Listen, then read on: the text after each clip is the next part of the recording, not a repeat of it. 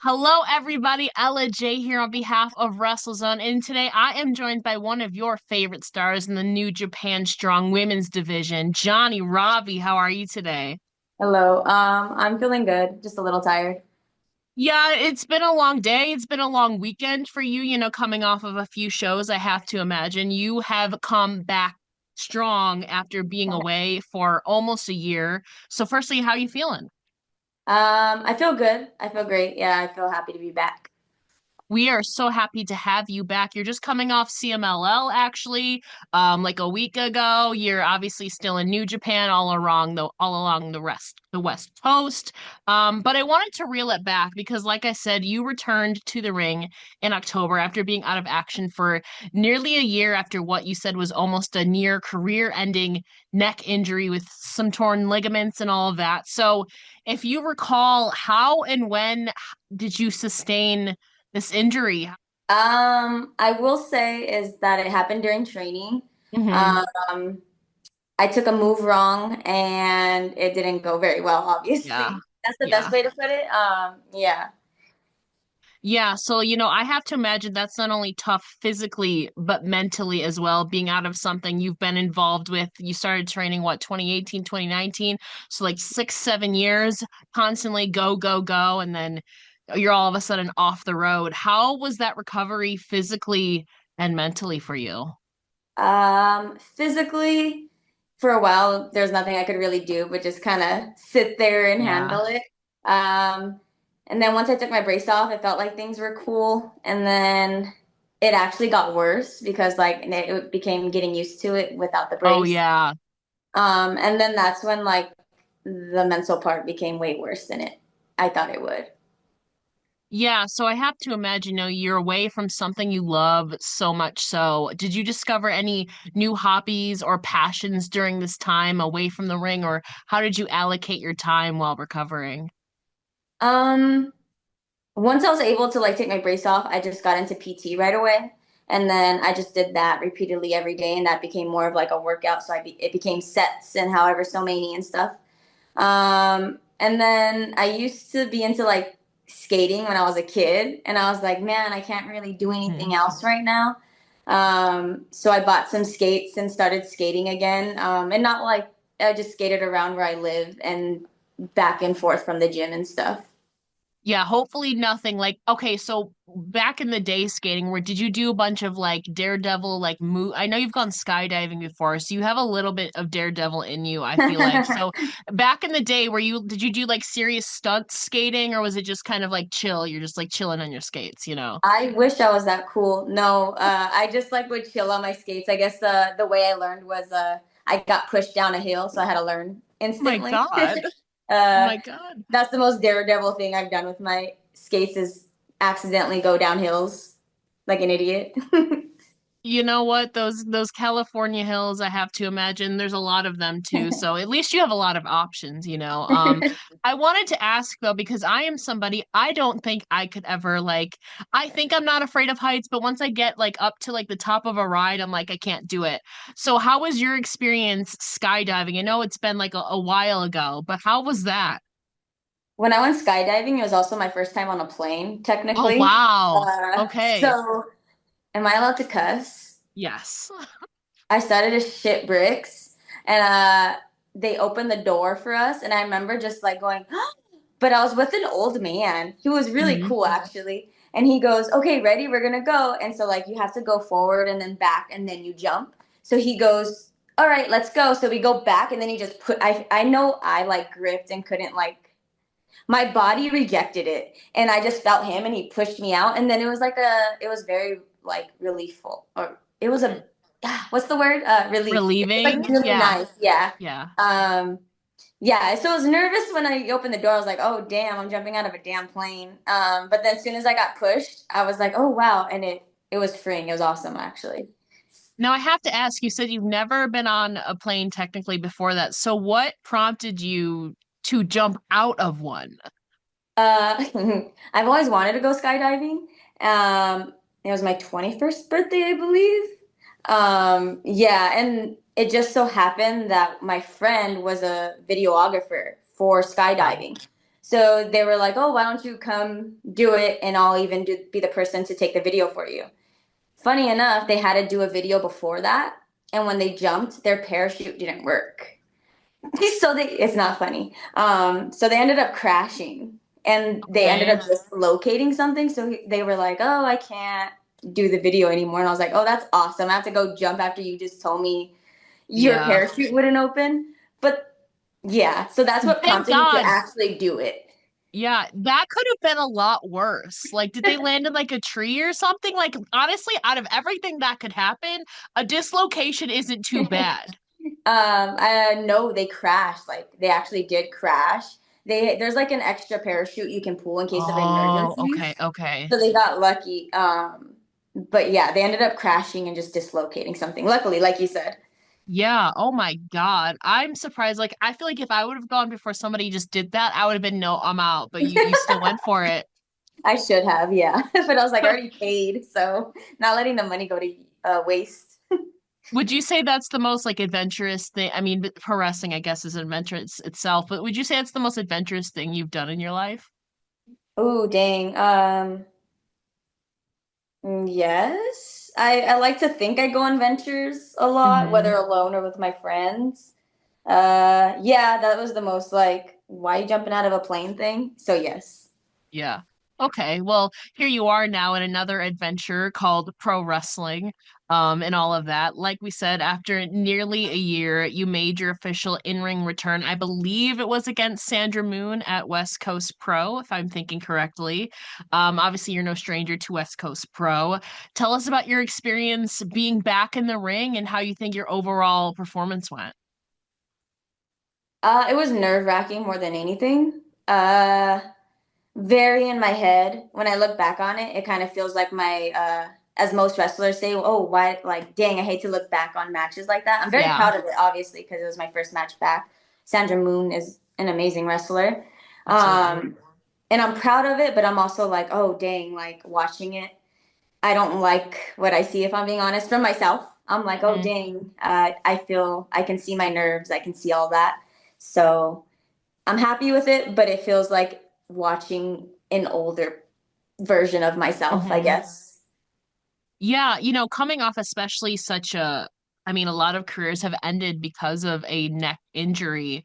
Again, you can get into as much or as little as you want. When you mention like near career ending, were you like advised at any point that you might need to step away from the ring at all? Like, was it that severe? Yeah, it was a torn ligament, is what it was. And Mm-hmm. the best way to put it is my head felt like a slinky. I couldn't hold it up as Ah, that. okay. And I guess where it tore, was a major part. I don't know. That's the best way to say it. The doctor did say if nothing was working, then I couldn't do it anymore. So I was told I couldn't do it anymore. And they suggested against it.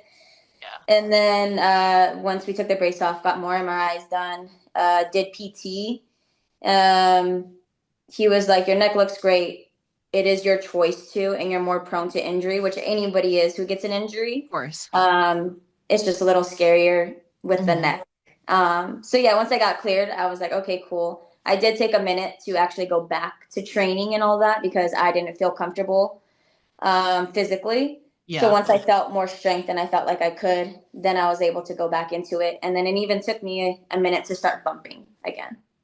Yeah, so I have to imagine too, with coming back from a neck specifically, like I have to imagine there's some moves that you can't do anymore. Have you had to like drastically adjust your move set, or is it just like a few moves here and there that you can't not can't do, but are like shying away from just out of precaution? Uh, there's for sure the only move I can think of that I don't feel comfortable with giving is I used to do like a fireman's carry and chuck them onto me. Yeah, Um, I just haven't felt the confidence to try it, nor do I feel like the need to, just because I know what it already brought onto my neck and yeah, shoulders. So I'm like, oh, there's no need for it. I would say it's more of a, mm, it's more of like overcoming it mentally. So some like I yeah, can do like I made sure I could do neck bridges and stuff again and get really strong on it, stronger than what I was before actually. yeah. Um, it's more of mental. So like there's a lot I can actually do, or I told myself if there's a lot that I can't do, then I shouldn't be doing it. So I made sure I was able to do at least mostly everything I could before. It's just I will say I tried to change my style of wrestling to more on the floor, not doing so many crazy things, I guess, that I could do. Um, you mentioned obviously the mental aspect about it. There's obviously being away from something you love, you're being on the road, there's a possibility, you know, career potentially ending. How did you center yourself back mentally and get yourself? Obviously, I have to imagine it's still a process, you're still like gaining your footing, but how have you centered yourself back mentally on like those off days? Reminding myself where I was and that this is what I asked for and wanted.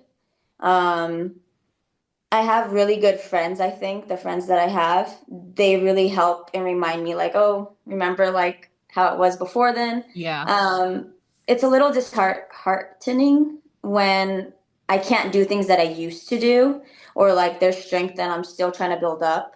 That's a little upsetting, but then I'm like, oh, well, you couldn't do this also before and you built up the strength to get it again. So it's just reminding myself that you couldn't do this before and now you can. You were here, now you're here, or whatever the case may be.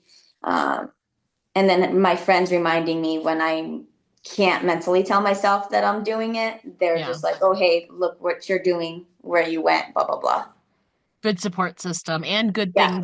good things take time, I feel like we're always used to go go go, that like we want things to like be a certain way, but sometimes, I mean, physically, especially strength, I feel like is going to take some time to get back. You've been back for about 5 months now. um I feel like that's something, it's a long-term thing, so you're getting there, you, like you said, you're building your strength back. That's been a good thing. I didn't realize it was only 5 months either. That's crazy to think about. So that's Yeah. another thing. Yeah. Time flies sometimes, but I guess that means you love what you're doing as well, being back, I have to imagine. Yeah. I'm super happy to be doing it again. Yeah, I want to talk about one of your recent matches. Like we said at the beginning, you are one of our favorites on the New Japan Strong women's brand. You recently returned to New Japan Strong action, including one at Battle in the Valley, where we had like a super star crossover tag match with New Japan, Stardom, Ring of Honor, and AEW talent. Tell us about your experience teaming with obviously you're very familiar with Trish Adora. But you also got to team with Azumi and Anna Jay. Tell us about your experience teaming with them. That was awesome just to be amongst them. And yeah, that alone was an experience. They're both amazing people, super sweet. Being able to just listen to how they go about things was awesome. Azumi's, I was kind of like, oh, it wasn't cuss. I was like, oh, damn. I'm lucky to be on her team, let alone like next to her, talking to her about it and all that. Hmm. Was a little mark for a second. 10-year vet, and she's only like 22, I want to say, or something like that. So like she's been doing it since childhood. She's already a veteran. Like you said, you were kind of mentioning kind of picking people's brains. You were in the ring with some veterans as well. So were you able to take in any new knowledge or feedback before or after your performance? Yes, I just kind of going into it, I was like, I'm just gonna sit here and listen and watch. And that Yeah. is basically how I went about it. Asked them what they wanted from me, went about it that way. They were great to work with, learn from, and afterwards I did get some feedback, yes, even from Sumi. So that was really great to get back. I have to imagine too, Sumie Sakai, I'm assuming you're talking about, right? Exactly. Yeah, so I mean, okay, first of all, I mean, she also like she is just a legend in the game. What a perfect way to kind of like wrap up her career as well. She's obviously very well affiliated with New Japan Strong. Tell us about your interactions with the legendary Sumi Sakai. What are some things you've learned from her or your experience just, I guess, being around her? I met her when I went to Mexico the first time with Yeah, CMLL. And I remember her just making sure I was okay, making sure everything was going well. That was just us kind of like learning, me just getting to meet her. yeah. And then we built up, I would like to say, a friendship. Um, and then I remember her telling me about what she likes what she sees in me, what she sees in me, but there's some little things which I'll Of keep to course. myself about. Yeah. Um, yeah, I like that she just came forward to me and was like, "Oh, Johnny, you need to do this. I don't really see this from you." And I was like, "Okay, yeah." And it being Sumi, I was like, "Oh, I took all that in from her." Yeah. The day of that show, she was more focused on what was happening with her, which was so valid. But I Yeah. ended up seeing her later, and then she told me about, oh, hey, you should probably do this instead, or this is what you need to bring out, which was awesome because she didn't need to give that to me after the fact of what she just had with her Yeah. match and her retirement. Yeah, I'm sure. I mean, she's been around kind of as a coach, mentor, like for many years. So I'm sure she's still gonna be around backstage, behind the scenes, even if she's not involved. And I mean, who never knows? Honestly, retirement is kind of a loose term in pro wrestling, so who really knows?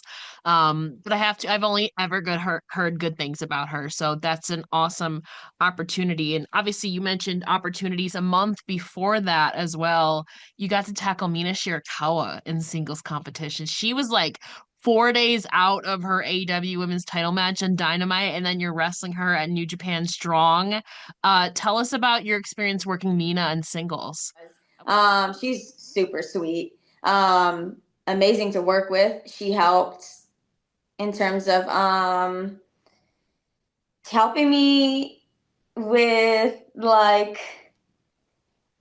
she was like one of my first couple matches back, and I was like already nervous in terms of just being back and then being Yeah. able to work her. But she was I don't want to say easy to work with, but she made it easy to work with her. Hmm. She made me feel comfortable. She made me feel confident in what we were doing, and was super freaking nice after the fact. Um, yeah, working with her was just a great experience overall from start to finish. Now I have to ask, since it's kind of her thing, do you want another piece of Mina? Yes, who doesn't? Yeah, I would like to because again, like I said, you keep growing in every single match. So I'm like, Hmm. oh man, I hope to get her in the future. Yeah, I know one of your, obviously you're affiliated with New Japan Strong on the West Coast. One of your big goals is to actually get over to Japan sometime. You've had a little taste of ROH, AEW, and Stardom talent. They obviously have a great relationship with New Japan. So as this partnership continues, who are some talents from ROH, AEW, even Stardom that maybe you want to share a ring with? Everyone, no, really, like, um, I just want to be able to get to Stardom and just work with any talent they want to give me. Just go overseas.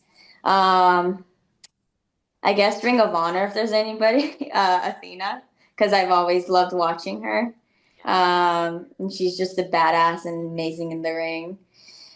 But honestly, I just want to face anybody I can from any other company. I don't want to specify just because I just want to be able to work with these talents on their turf and everything like that. I get it. That's a great problem to have that there's so many talents that, that's a great problem to have. There's so many great talents out there. And obviously we're talking about things you want in your career, but I feel like we should be saying need because you've said before that when you want something, you need it and you're That's coming crazy. for everything you need in your career. So what are some things that Johnnie Robbie needs in 2025 personally or professionally? I need to go to Japan. Yes. I need to go back to Mexico. I need to have more matches. I need to have, um, I need to put on the best performance I can put on and make the crowd happy. Hmm. Let me ask you, I guess besides the 1 year that you were out of action, you've been hot in the game for about 6, 7 years now. What is the in-ring performance that you're the most proud of, would you say? Oh, damn. I guess the thing that literally popped up into my head was probably my match with Trish at the Academy. Yeah. Um, I felt the most confident. I felt the most comfortable. Um, and I was really happy with that match. I was just happy overall in that moment. So I want to say the match with Trish. Yeah. I saw too, you recently just got your own cubby at the New Japan Academy. So congratulations on that. Thanks. I appreciate Um, that. I'm so curious, obviously you started training at Millennium, but now you're at the New Japan Strong Academy. What are some things that you've learned or how have you grown since training at New Japan Academy? I'm so curious. Um, Being at Millennium helped definitely going into the academy, but Yeah. the me joining the academy was like a choice that I made when people weren't sure if this was something people should like go into. There's a lot Yeah. of money, and I knew what time it would take for me as well. Um, it challenged me because one, I wasn't athletically ready for that or like conditioned for it, nor was I mentally because I was still kind of just starting to get comfortable, not comfortable in wrestling, but uh, Finding your footing. exactly, Yeah. exactly. And then going into it, I was like, oh, damn, I was not ready for this at all. But that's what I think like helped me. Fred always said like I had no confidence, which is like he was not wrong at all. And then they just make you get confidence. I don't. It's doing it over and over again, doing all the conditioning, doing surpassing limits that you truly weren't aware of that you could pass. Like there's no Yeah. reason why I was able to do 100 push-ups in the matter of like 5 minutes because like that's what it felt like or whatever the crap.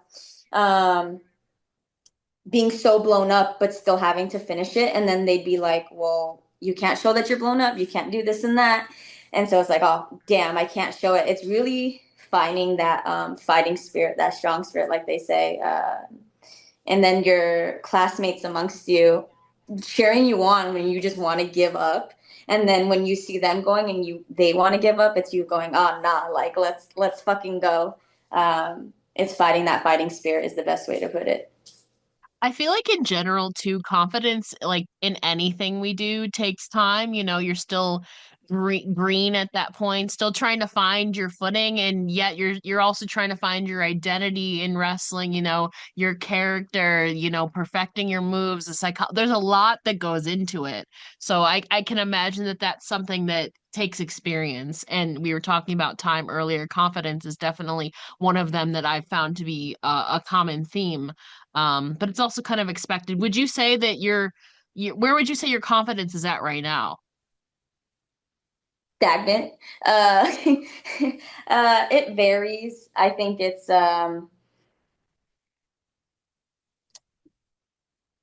damn, that's a tough question. I think I'm still struggling with it, if I'm being honest. Um, there's moments where I'm like, okay, cool. But coming back, it's been a struggle gaining it back again. Yeah, because you're like you said, you're kind of adjusting to a different style and while also trying to keep everything else in order. I can imagine that. But like you said, you have a lot of great cheerleaders around you and fellow classmates in the New Japan Strong Academy that seem to be helping you along the way, I would imagine. Yeah, coming back, I remember I was scared to work with a few people. But then I met, his name is Dante. He, for some reason, like there's people you just click with in the ring, you just feel Yeah. comfortable with. And he was the first person to actually take it tough on me or be an asshole, I guess, or just, Yeah. Tough not take it love. easy on me. Exactly. So he was the first person to actually get me comfortable back in the ring again.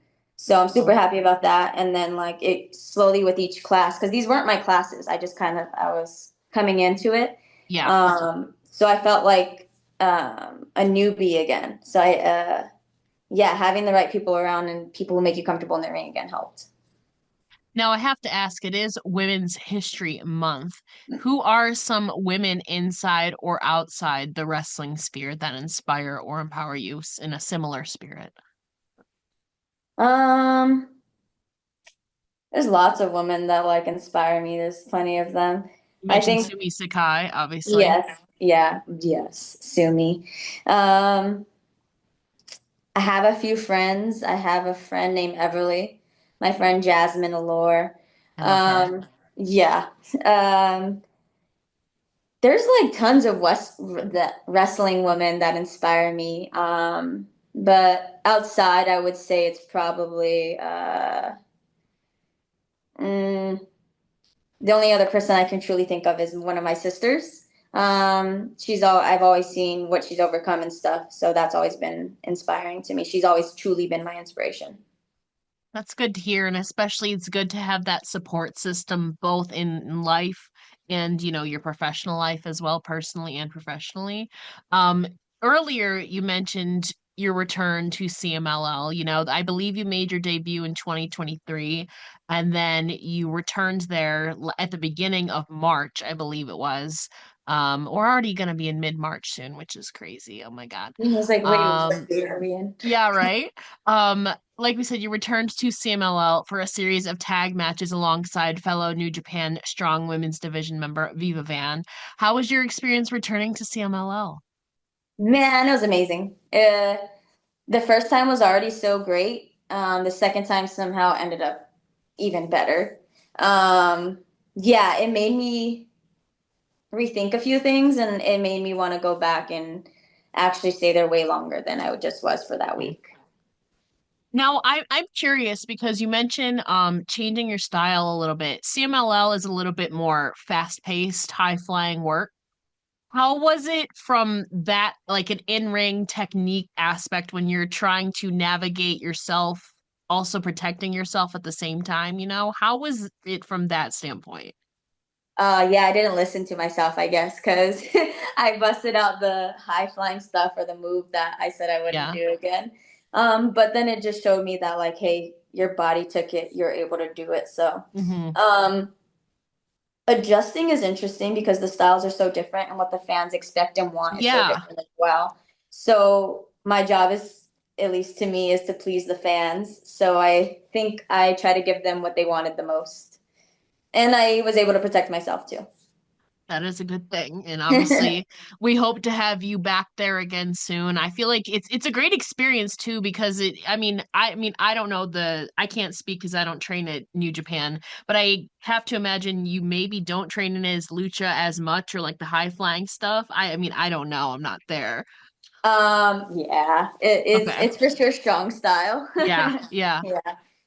So that's a good experience booster too to work with the more high flying people who work with it basically every day. So and those are the best people that can help you protect yourself, too while going out on those high flying limbs.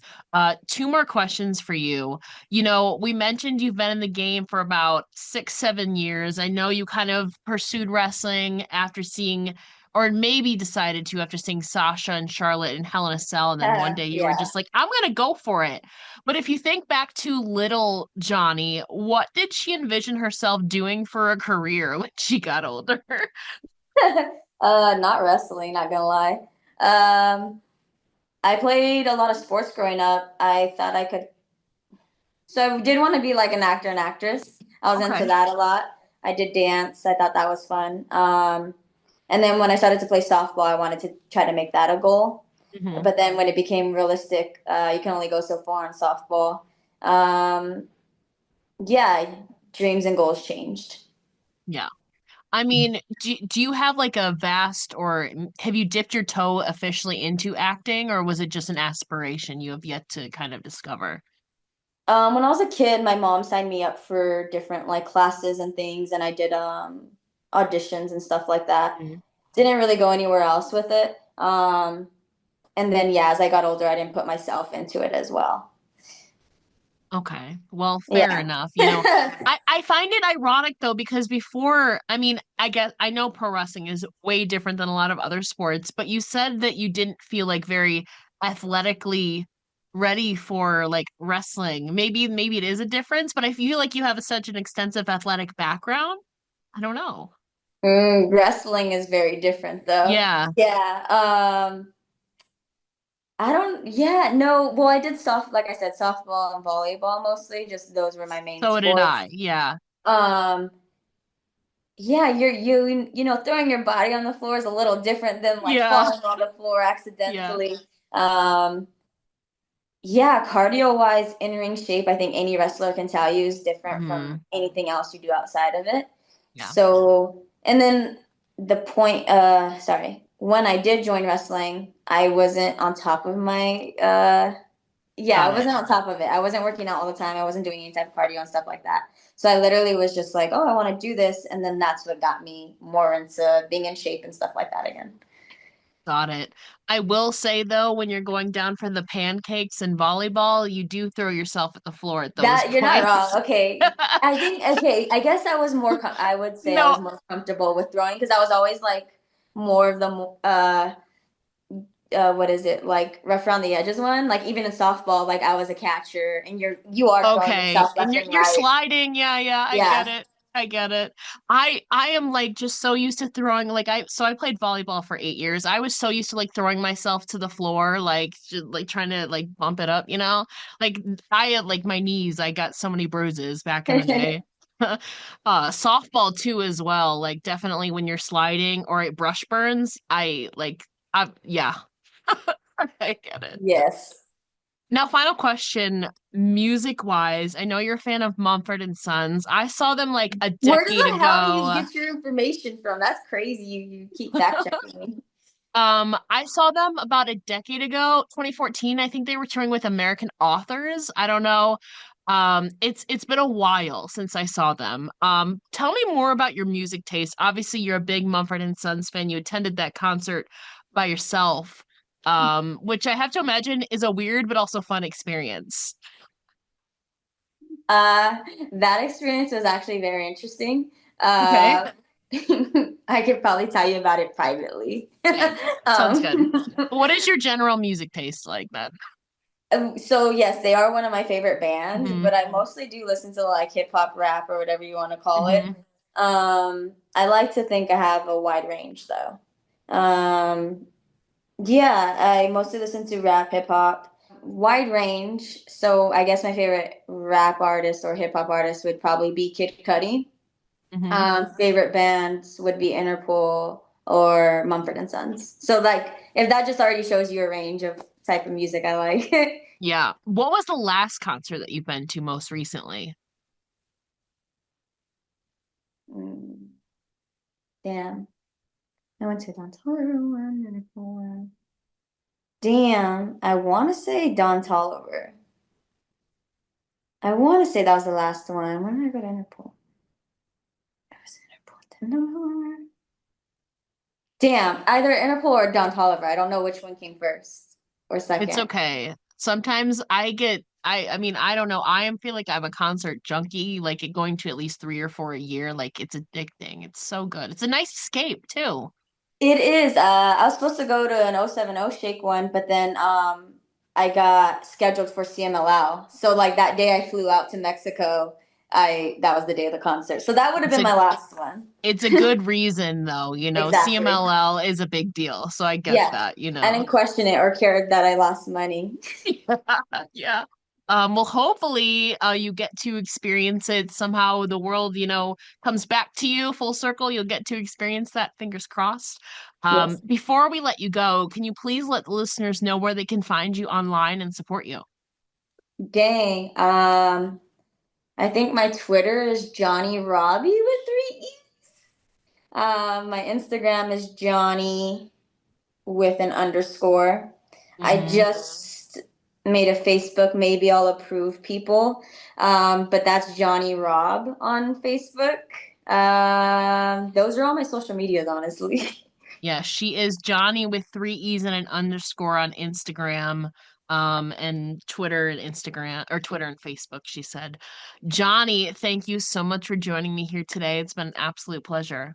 Thank you. It's been awesome to talk to you. I'm really happy I ended up doing this.